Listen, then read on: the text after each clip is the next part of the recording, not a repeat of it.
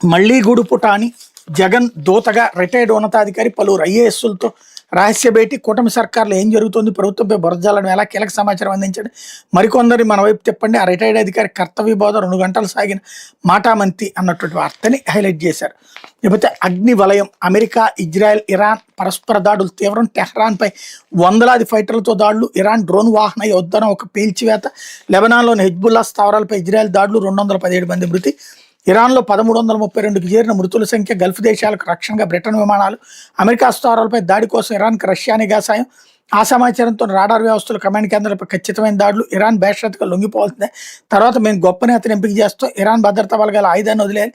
లేదంటే చావు తప్పదు ట్రంప్, అమెరికా ఇజ్రాయెల్ వైపు దృష్టి పెట్టండి, కాల్పుల విరమణకు ప్రయత్నిస్తున్న దేశాలకు ఇరాన్ అధ్యక్షుడు పెజెష్కియాన్ సూచన అన్నటువంటిది హైలైట్ చేశారు. అయితే సరే కనుక్కోండి,